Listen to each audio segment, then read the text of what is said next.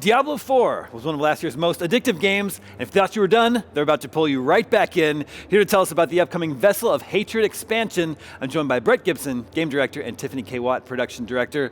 Welcome. Thank you for having us. Thank you for having us. Let's talk about Vessel of Hatred, coming to Diablo 4 October 8th, PlayStation, Xbox, and PC.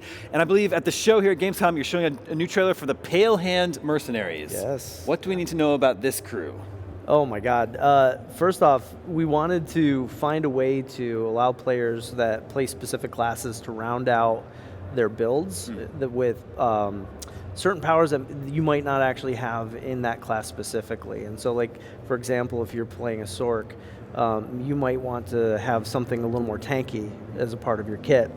And so Mercenaries is a really great way of being to hire and bring followers along that fit those gaps. Yeah, there's a few reasons I love Mercenaries. I mean, I've been playing Diablo for a long time.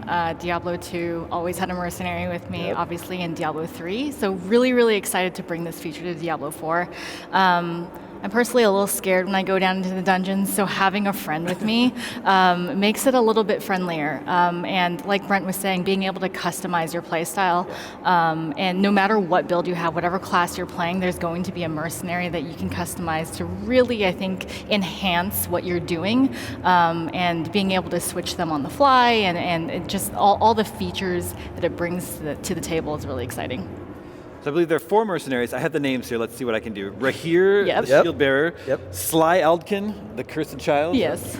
Variana, the berserker crone, and Subo, the bounty hunter. Yeah. And I believe you encounter them as you complete quests in Vessel of Hatred. Yeah. Is it a specific order, or can you find them on your own, or how does that work? You can find them on your own. You're going to find one during the campaign. Okay. But the really special thing about this is that we just didn't put them into the game. We actually wanted to build them out as characters. So they all have their own side quests that really lean into their human story, which we won't spoil anything here today. But they're wonderful human stories for each individual one. And the character development in Diablo 4 I think is super top notch, and I'm really excited to see it in this feature. Yeah, it's awesome that we can continue to bring the world of Sanctuary alive through these characters, and as you're acquiring them, as you're playing through the game, is learning more about them and their backgrounds, and bringing that little bit of role playing into your gameplay. You'll just have one of them with you at a time? You're not rolling with the whole squad?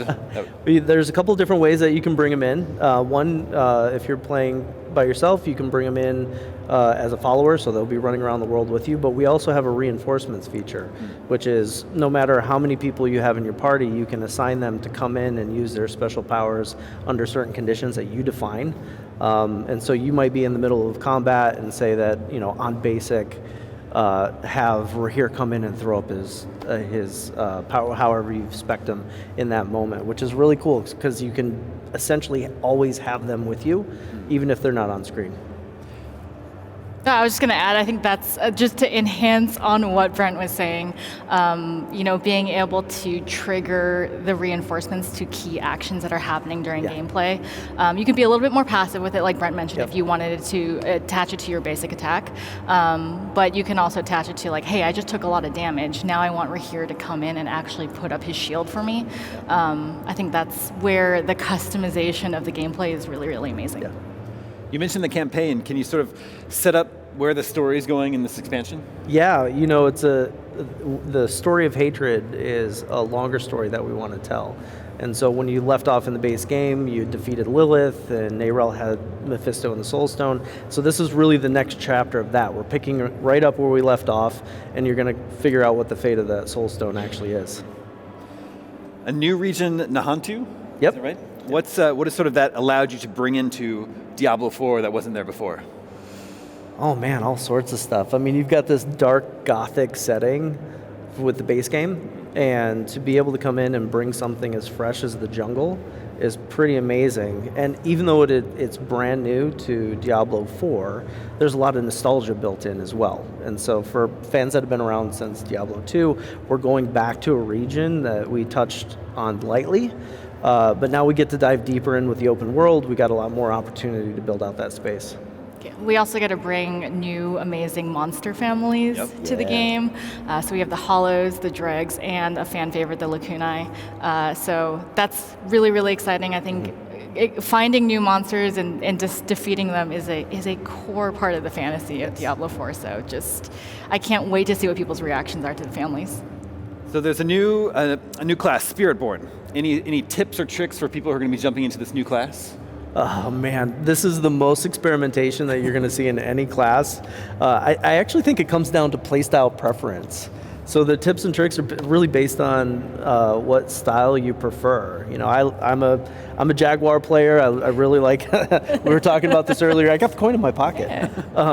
Where like I like the fast-paced speed. I like being able to cover a lot of ground.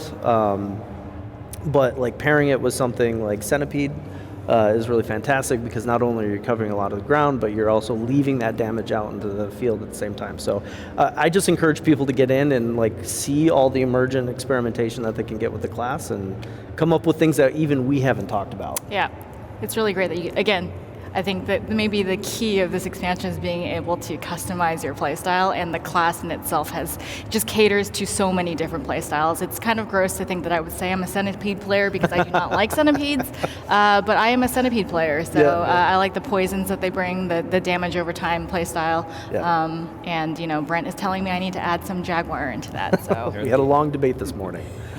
There's a new co-op dungeon. What specific challenges does it pose that has to be tackled in co-op? You can't do this alone. Oh man, so we talked about this a lot. There's a lot of things that are going in on that, and I feel like the cooperative mechanics that we put into place need to be discovered, because part of the challenge is that we're not going to be overly forward with what those are. So it's just know that you need to go in with somebody that you trust. Know that you need to communicate, but the game is set up in a way where it's not required.